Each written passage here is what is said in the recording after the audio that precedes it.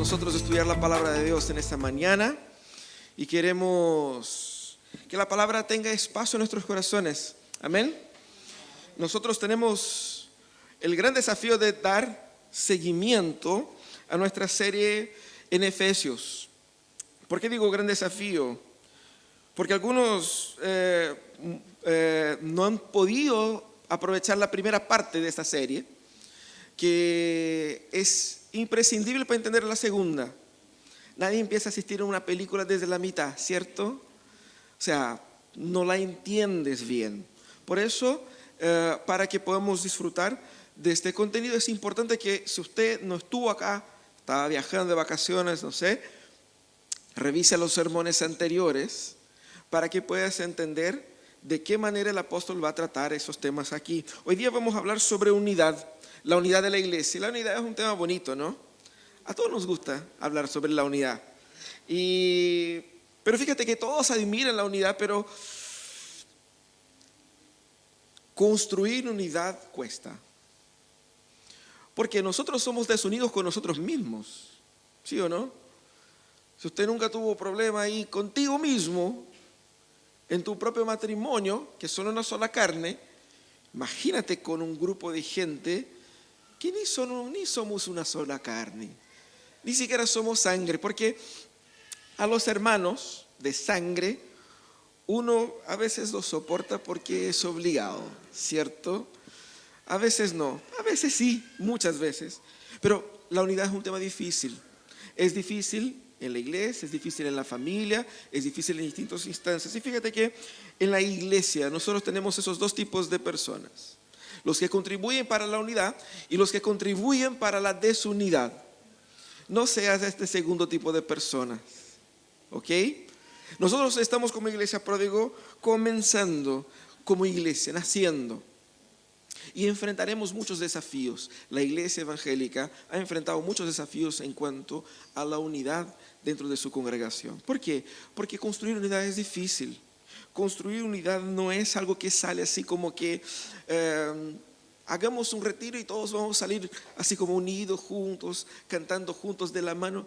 No es siempre así. La vida es complicada.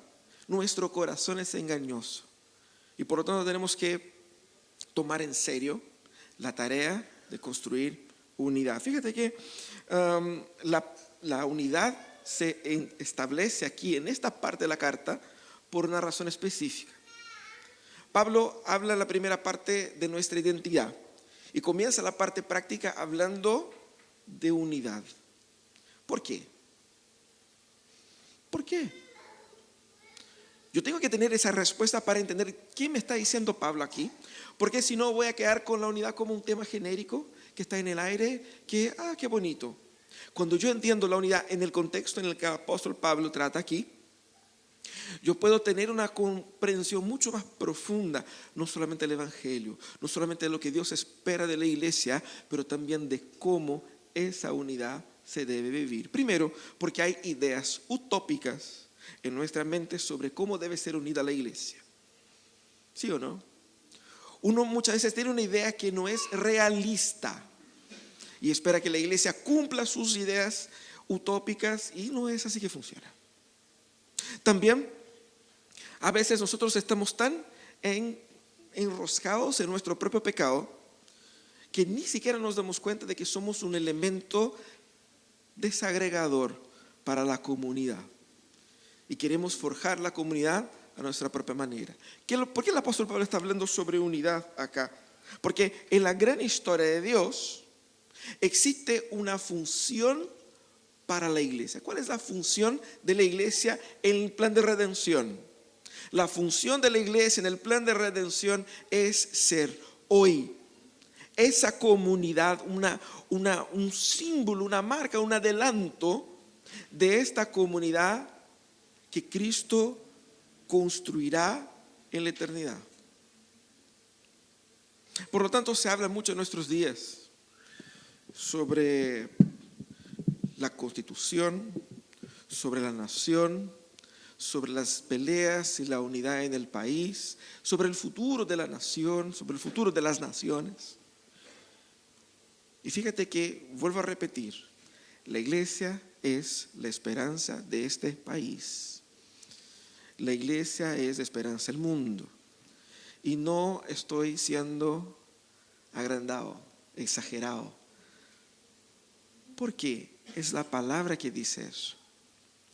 Por esta razón, por el deber de ser la esperanza para este país, es que debemos comenzar a pensar cómo la redención obra reconciliación. Primeramente nosotros y luego desde nosotros en la sociedad. Porque salvación es eso. Salvación es la reconciliación entre personas que estaban peleadas, entre la creación y los seres humanos, entre el Dios y el pueblo. Vamos a leer el texto que está ahí en Efesios 4, versículos de 1 a 6, que dice así: yo pues, prisionero del Señor, les ruego por ustedes que vivan de manera digna de la vocación con que han sido llamados, que vivan con toda humildad y mansedumbre, con paciencia, soportándose unos a otros en amor,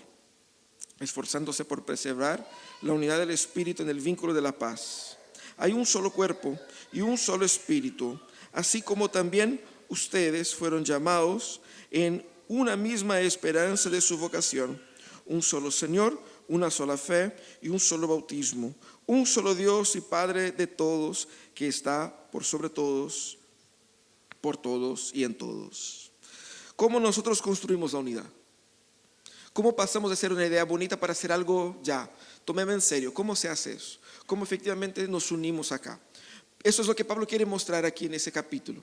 Y él va a mostrar de dos partes. Vamos a ver una parte hoy día, la segunda parte el próximo domingo. Pero esa primera parte va a hablar sobre la esencia de la unidad y cómo construir esto. Lo primero que tenemos que ver es que para construir unidad yo tengo que entender que unidad es la respuesta a nuestro llamado. No es una idea bonita que yo puedo tener o no. Unidad en la iglesia es una evidencia de su identidad. ¿Qué es lo que es la iglesia? Por eso el apóstol empieza diciendo eso. Yo pues, prisionero del Señor, les ruego a ustedes que vivan de manera digna de la vocación con que han sido llamados. Ese versículo 4, capítulo 4, versículo 1, es el versículo que da base para todo lo que el apóstol va a decir hasta el final del capítulo 6. A la luz de lo que él dijo, que lo que es la iglesia, desde el capítulo 4 él dice, siendo la iglesia esto, es así como deben vivir como iglesia. Es así como usted debe vivir como creyente. Nosotros tenemos un llamado.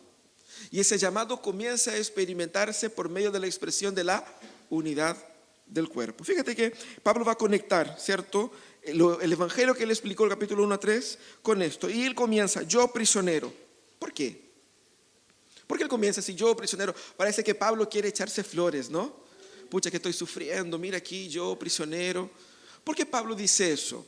Pablo dice eso porque cuando él dice que la iglesia debe vivir de forma digna de su vocación, él está diciendo, así como yo, que me la he jugado todo por este evangelio, porque él dice, prisionero del Señor, no prisionero del César. Vimos ya en eso en los mensajes anteriores, que Pablo cuando dice que él es prisionero, dice prisionero del Señor o por causa del Señor. Él no es prisionero por culpa del sistema, del mundo malo, de Satanás, no. Por fidelidad al llamado al Señor, yo estoy aquí soportándola todas. Por lo tanto, cuando llamo a ustedes que sean unidos, yo les tomo la delantera. En el momento de entregarse, de rendirse, de abrazar este evangelio con todo, hagan como yo. Y eso es lo que él pide. Lo que Pablo pide es caminemos juntos en la entrega al Señor. Por eso dice eso. Él está mostrando para la iglesia que ese primer mandamiento de vivir de manera digna, como él dice acá, es un llamado a que seamos coherentes con lo que Dios hizo de nosotros. Tú no tienes el derecho de vivir tu vida cristiana a tu manera, porque tú fuiste comprado y Cristo te compró y te hizo parte del cuerpo. Por lo tanto, no tienes el derecho de vivir tu vida espiritual apartado de la comunidad, ni tienes el derecho de vivir tu vida en la comunidad como a ti te plazca. Porque Dios te llamó y Dios te dio un propósito, una función para ti, en el cuerpo. Y no hay como ser cristiano fuera del cuerpo. Por más que tú puedas decir, no, si yo hago mis oraciones, hablo con el Diosito de arriba, voy caminando, qué sé yo, chamullo. Eso no es verdad, eso no es el evangelio, no, eso es solamente para autoengañarse. Tenemos un llamado. Y cuando hablamos de unidad, tenemos que hablar que la unidad en el cuerpo no es solo algo bonito y agradable, es la expresión de nuestra identidad. Porque si la iglesia no es unida, ella no es iglesia.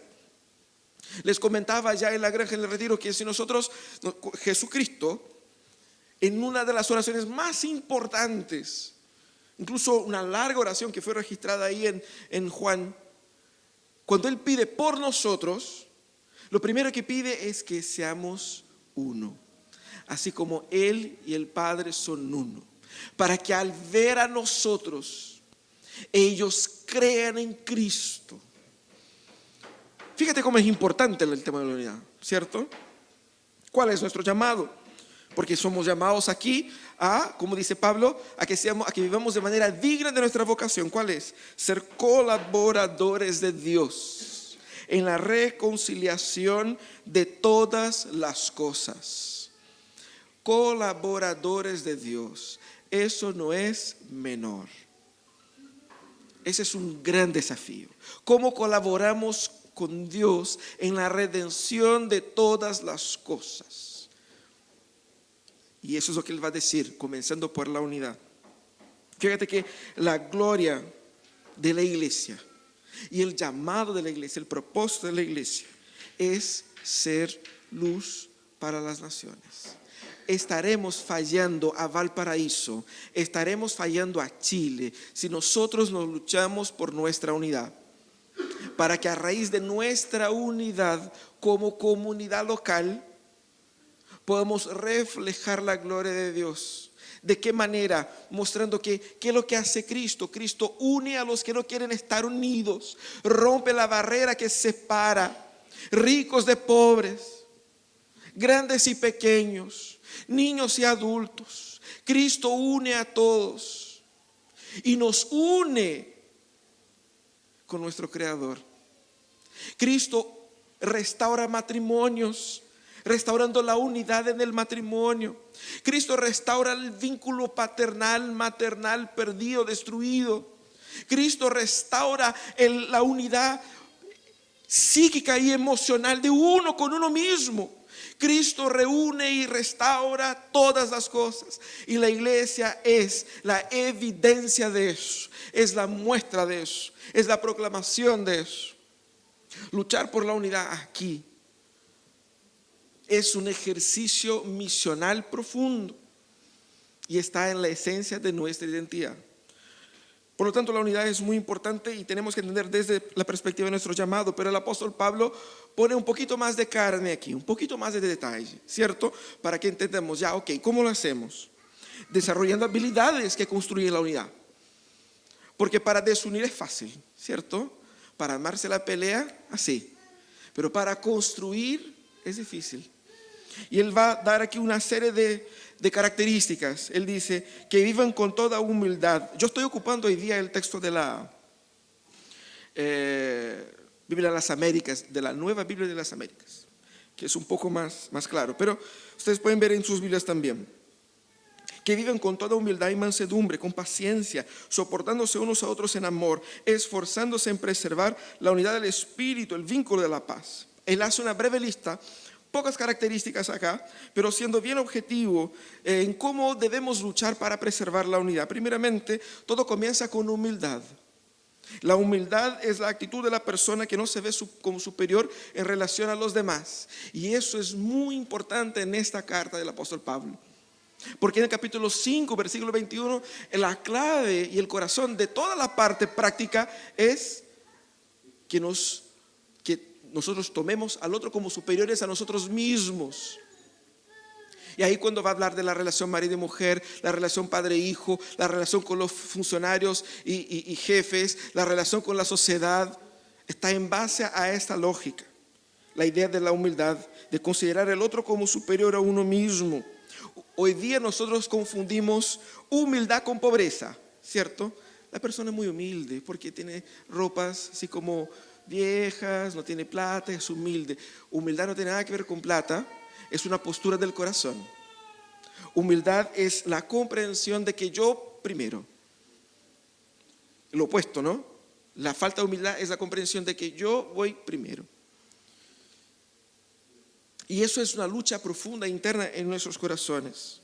Lo opuesto a la unidad o la humildad es la arrogancia, la soberbia. Y fíjate que no podemos imaginar la iglesia sin el desarrollo de una verdadera humildad. Porque la humildad es el contrapunto a la esencia del pecado, porque el pecado en su esencia más fundamental es la soberbia, la codicia y el egoísmo. Comencemos por ahí, desarrollando humildad. Pero él une humildad con mansedumbre, que en la NVI traduce por amabilidad.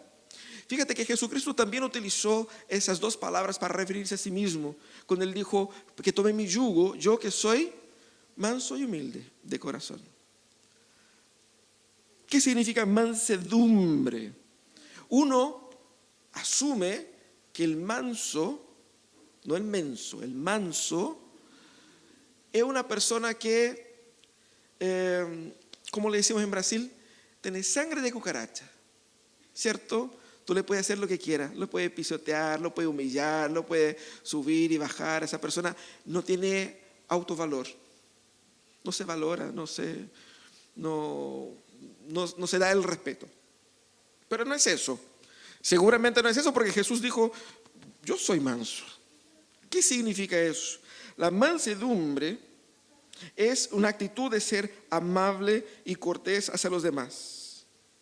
Es el contraste con la persona que es pesada, con la persona que es de difícil trato. Usted conoce una persona que no tiene mansedumbre cuando la gente le tiene miedo a hablar alguna cosa con ella. Resulta que se va a enojar y se va a poner pesado y me va a gritonear. Y tú sabes, esa persona que cuando entra en el ambiente cae el humor, así como que pesado, grave, ¿cierto? Y difícil de, si yo le digo algo se va a quedar picada.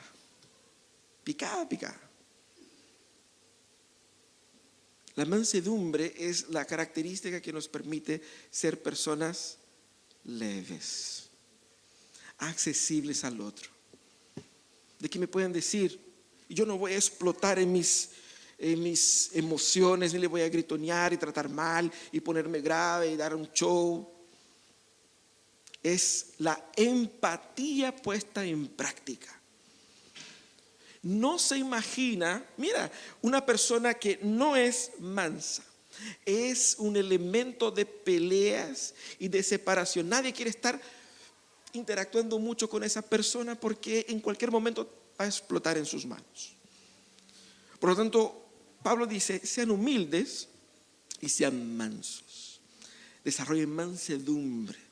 Es decir, sean personas de fácil trato, que sean accesibles a los demás, con el corazón abierto, personas que abrazan y no que pelean.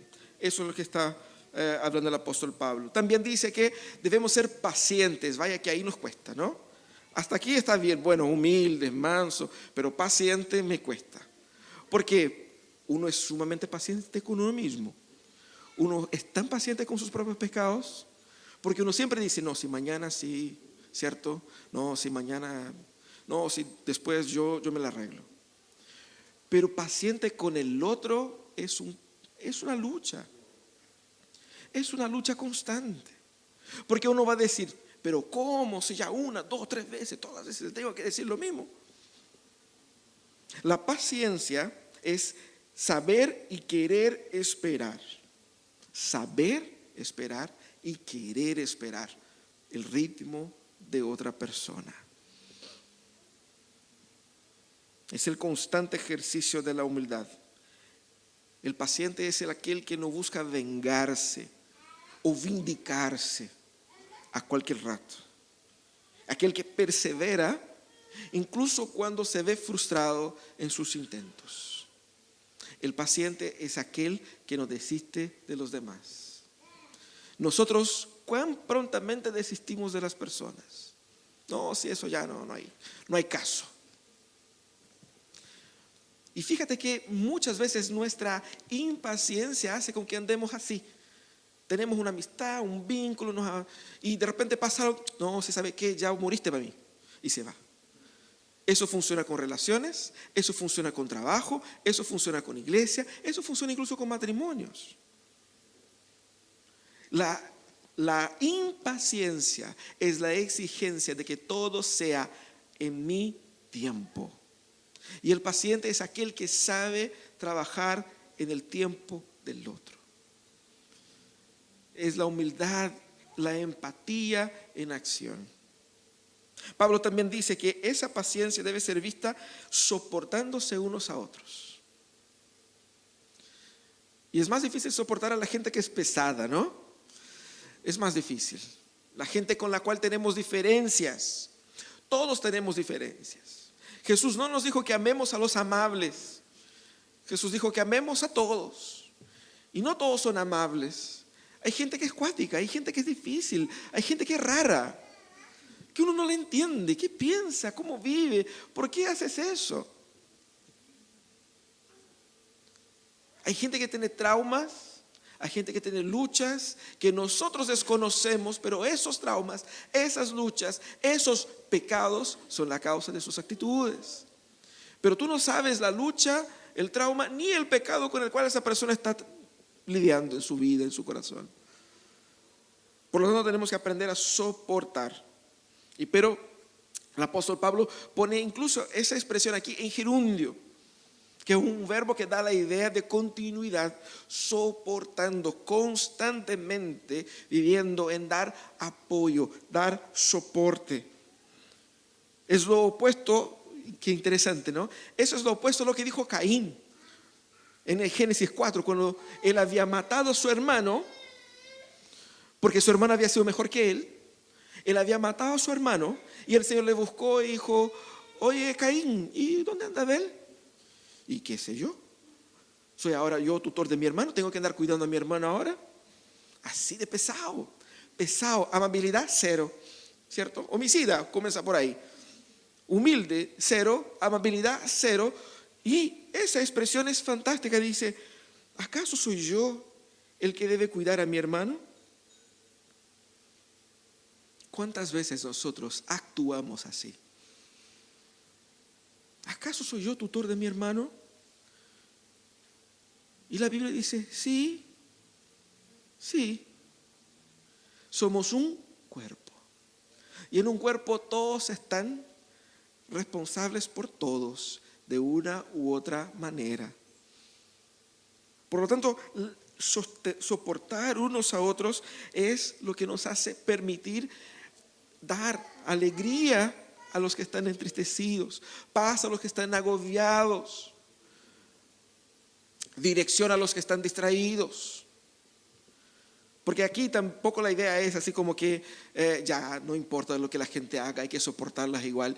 No, la Biblia nunca dijo eso. Nosotros somos un cuerpo en Cristo, no es un cuerpo a nuestra manera. No podemos tratarnos ni a nosotros mismos, ni dejar que los demás se traten a sí mismos de manera diferente a lo que Cristo quiere para ellos.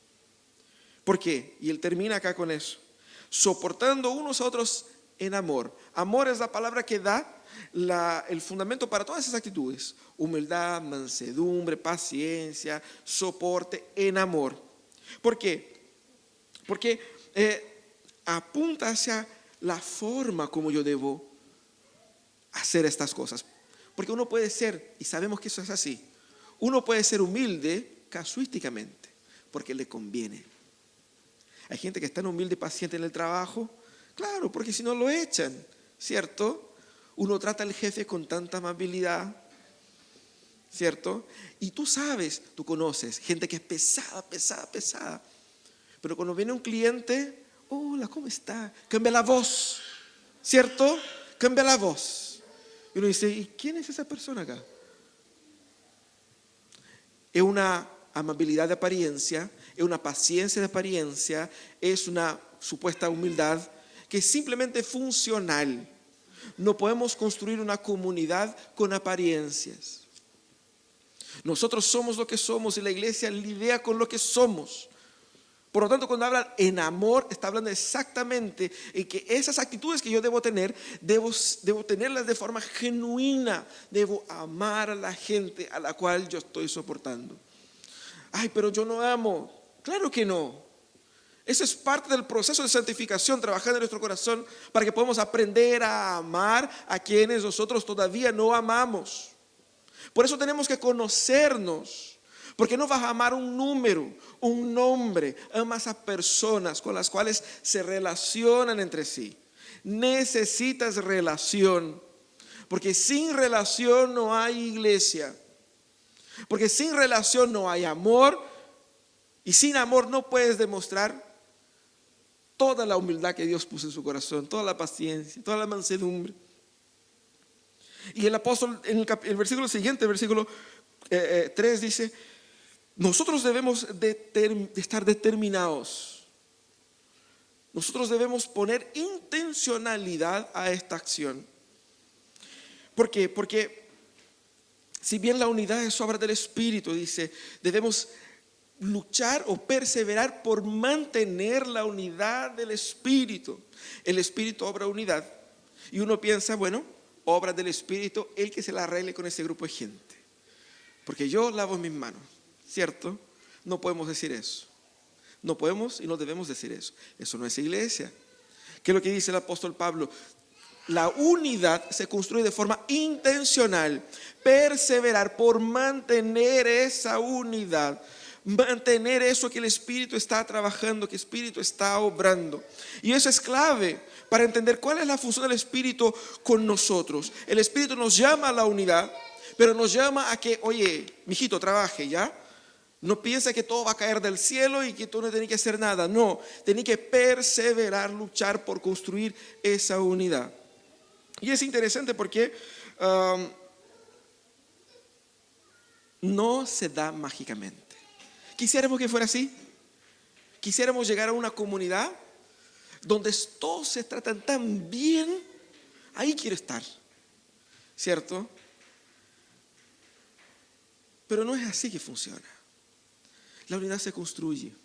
Muchas veces nosotros fallamos como iglesia cuando vivimos en una unidad tan bonita y no permitimos que nadie más entre. Estamos tan bien acá. Eso no es unidad, eso es egoísmo. A veces nosotros estamos luchando por mantener la unidad, pero es una lucha de apariencia. Lo que nosotros queremos es egoísticamente una iglesia que nos dé todo donde nosotros no tengamos que dar nada. Eso también es pecado. Debemos individualmente desarrollar esas características: humildad, mansedumbre, paciencia, estar dispuestos a soportar y luchar por la unidad de la comunidad. Pero Pablo termina ese texto con una expresión fantástica, porque él dice: nosotros debemos entender que hay un solo cuerpo, un solo espíritu, una sola esperanza, un solo Señor, una sola fe, un solo bautismo, un solo Dios. Él repite eso en esos 3 versículos acá. Y lo que él quiere decir es que la esencia y el corazón de la unidad está en el señorío de Cristo. ¿Cómo es que el apóstol Pablo dice eso? Porque unirse por unirse, nos unimos para muchas cosas. La barra brava se une, ¿para qué? Para cantar, ¿cierto? Con la bandera, y vaya que ellos pongan esfuerzo ahí. Ponen plata, viajan ahí a las distintas ciudades para ver a los partidos, ¿no es cierto? Unidad para todo. Hay unidad también en el crimen. Una pandilla que se une, ¿cierto? Hay algo de unidad en los partidos, muy poco. Hay unidad en el trabajo. Unidad tú puedes poner en cualquier contexto, pero no es de ese tipo de unidad genérica que estamos hablando acá. La iglesia debe estar unida no por su denominación, no por el personalismo de sus líderes, no por cualquier iniciativa activista que pueda tener. Lo que debe unir a la iglesia es Cristo, bajo el señorío, la sumisión y la voluntad de Cristo. ¿Cómo Pablo dice eso en estos versículos? Pablo da una serie de 7 características o 7 elementos que son uno, pero lo hace de una forma quiástica. Mira cómo él pone. Primeramente él dice que nosotros somos un solo cuerpo, y eso se relaciona con lo que dice al final. Nosotros estamos unidos bajo un solo Dios. Este Dios que nos da identidad nos ha hecho un solo cuerpo. Por lo tanto, no existen 2 cuerpos, así como no existen 2 dioses. Hay un solo Dios. Cualquier iniciativa que se levante para dividir la iglesia es por naturaleza una iniciativa que se levanta contra el mismo Dios, que confronta nuestra verdadera y real identidad. Hay un solo cuerpo, una sola identidad.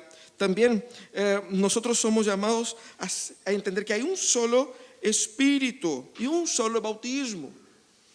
Aquí Pablo hace referencia al poder que hace con que nosotros seamos uno. ¿Por qué tú crees que nosotros vamos a ser una iglesia unida por buena onda? ¿Porque somos bacanes? ¿Porque no hay gente rara? No. Lo que hace con que la iglesia sea unida es el poder del Espíritu Santo.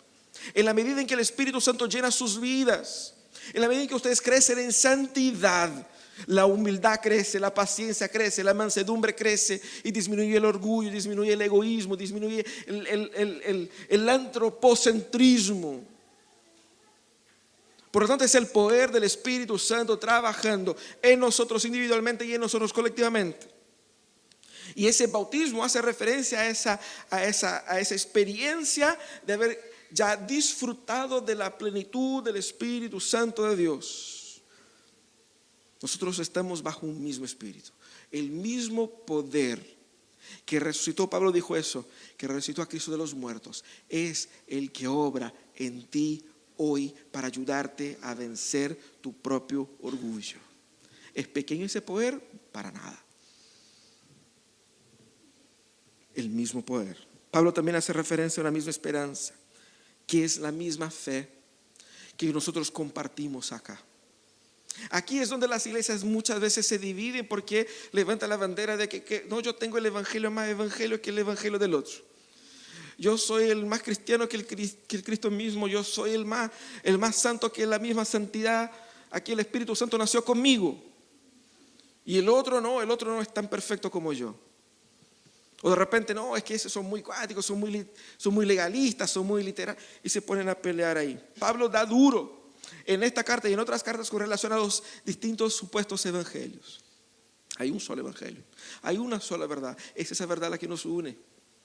Por lo tanto, cuando él destaca aquí el poder del mensaje, él dice que estamos unidos bajo una misma verdad hacia un mismo destino.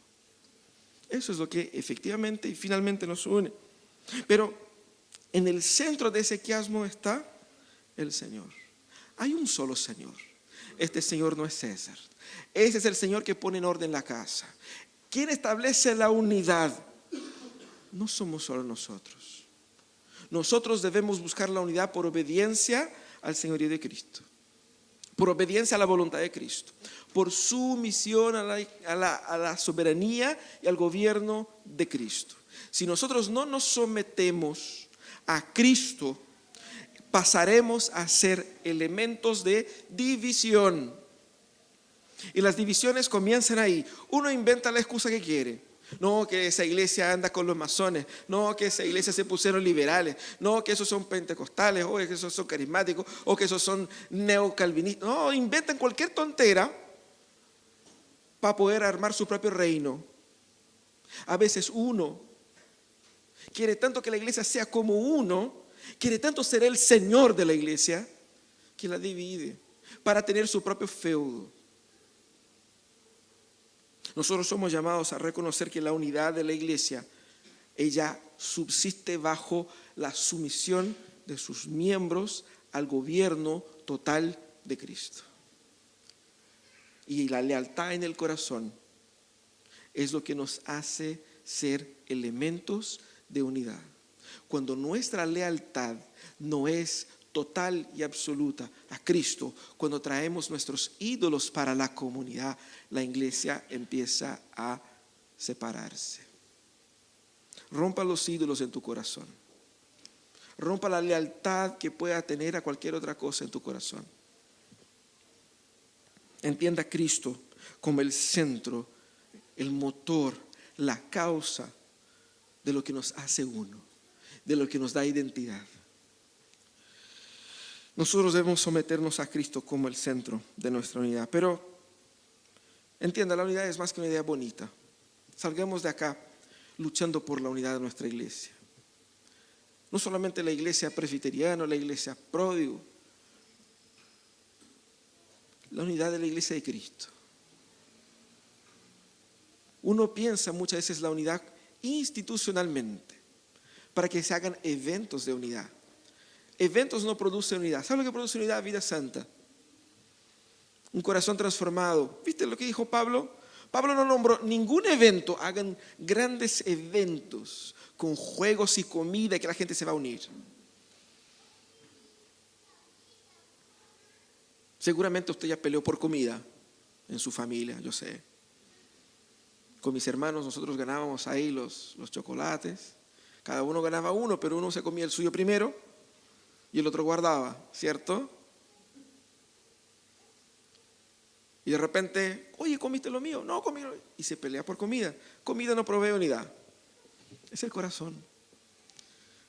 Una noche de juegos. Vaya que ya hemos peleado por juegos. Así de fácil.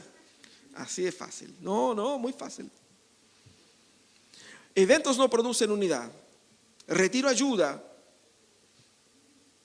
Pero también puede desunir muy fácilmente. ¿Sabe lo que produce unidad? Vidas santas. Vidas santas. Vidas santas. Unidad es más que una idea bonita, utópica. Unidad es una lucha constante de mi corazón, de someterme al señorío de Cristo y de considerar el otro como superior a mí mismo. De soportar, de esperar, de tener paciencia, de no responder en la furia que tengo en el corazón. Y no decirle todas las palabras que yo pienso sobre él o sobre ella. Pero me pongo a orar por él y por ella. Para que el Señor primero me cambie a mí y mi furia y mi enojo y mi egoísmo y me ayude a ser instrumento de bendición al otro. Que seamos menos yo en la iglesia y más nosotros. No se trata de ti. No se trata de ti. Nosotros todos somos llamados al deber de estar unos con otros, unos en el otro, sirviendo, amando, cuidando. Ahora, ¿quién eres tú? ¿Estás uniendo o estás separando? Hay gente que piensa, no, si yo no estoy ni fu ni fa, no estoy en ningún lado. El que no está en ningún lado está estorbando. Porque aquí Jesús dijo, ¿no? El que no ayunta, esparce. Así que nosotros estamos aportando o estamos siendo piedra de tropiezo. Estamos siendo la causa de la santificación del otro. Porque es así, ¿no? Uno es tan orgulloso que hace con que el otro tenga el doble de paciencia. Eres la causa de que el otro esté orando, Señor, ayúdame a controlarme porque si no lo mato. No seas esa persona. Sabemos que todos tenemos nuestros momentos, pero no sean esas personas. ¿Cierto? Vamos a orar. Vamos a pedir que Dios nos dé su gracia y su misericordia. Señor amado,